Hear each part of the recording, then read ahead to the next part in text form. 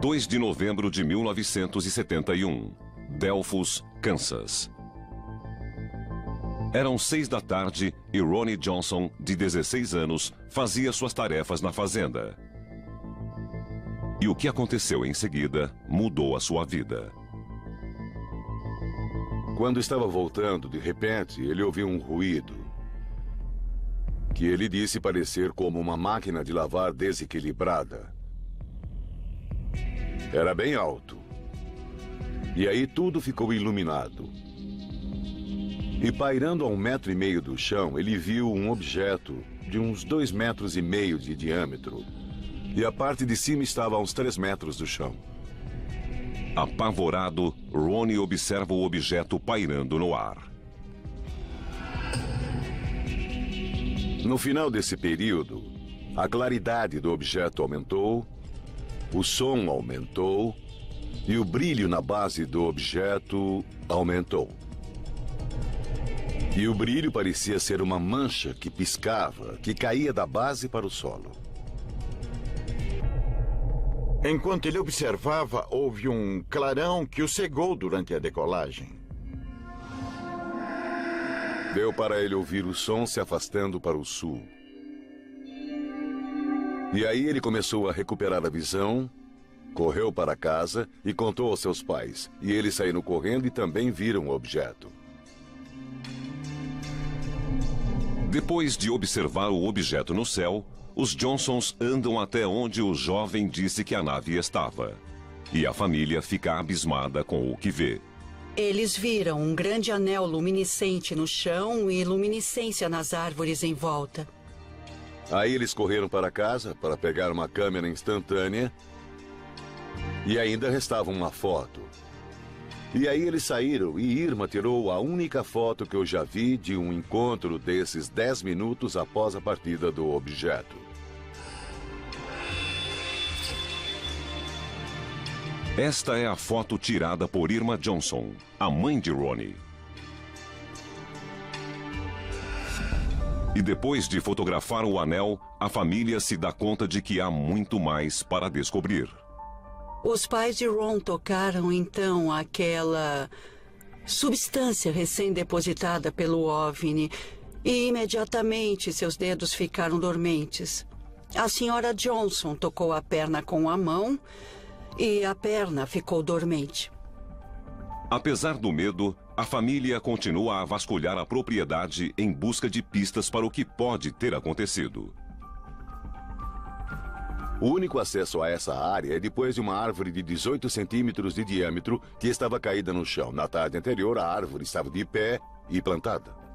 A nave derrubou a árvore? Os Johnsons não sabem dizer. No dia seguinte, o xerife Ralph Inlow inicia uma investigação.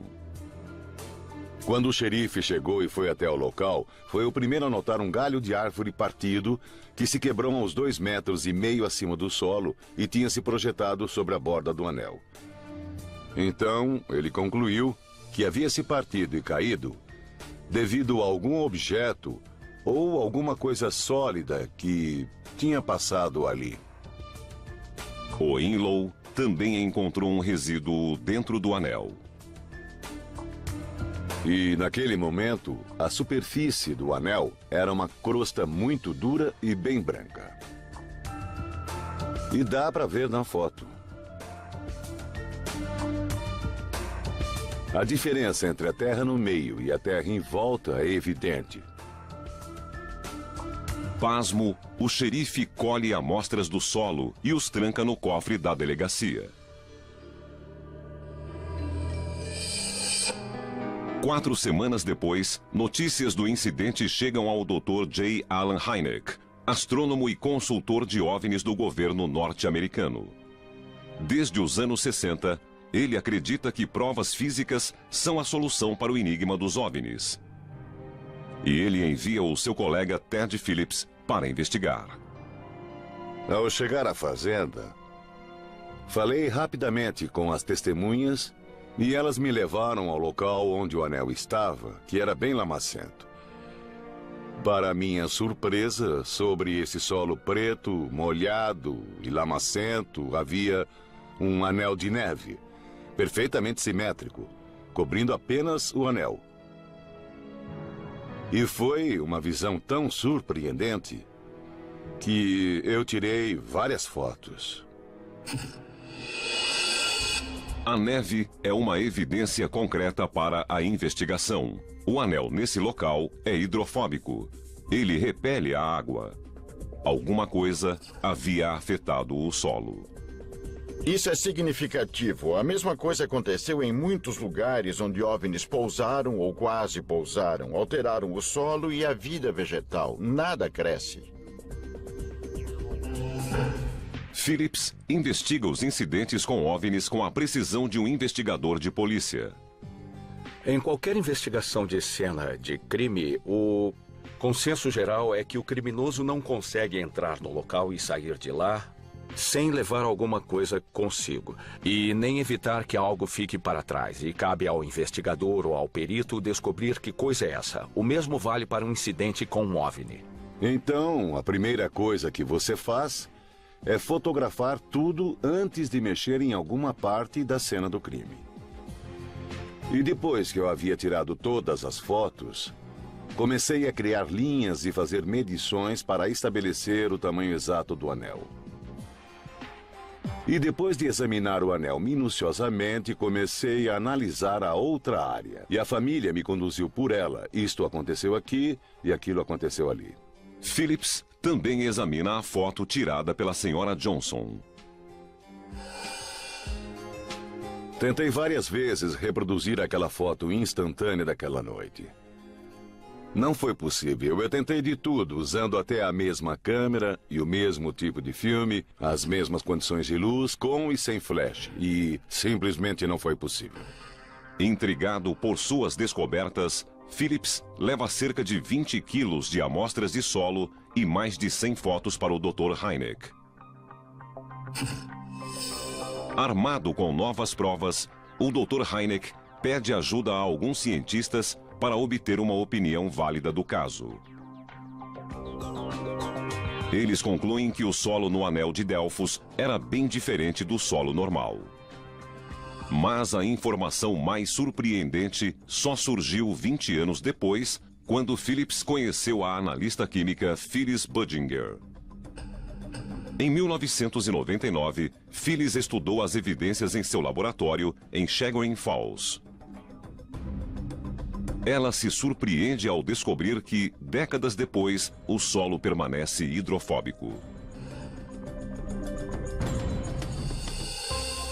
Ela recria o experimento em seu laboratório e os resultados são idênticos. Certo, vou mostrar que a terra do Anel de Delfos ainda é hidrofóbica após tantos anos. Vou adicionar aqui aproximadamente a mesma quantidade de água. O extrato de água no topo é muito mais escuro que a amostra de controle. Obviamente, algo foi extraído. Em viagens posteriores ao local, em um período de 10 anos, Phillips percebeu que o anel permaneceu visível e que nenhuma planta conseguiu crescer nele. Os pesquisadores não sabem explicar como o solo se tornou hidrofóbico, mas Phyllis tem uma teoria. Havia material orgânico cobrindo a superfície do solo. E isso o tornou hidrofóbico.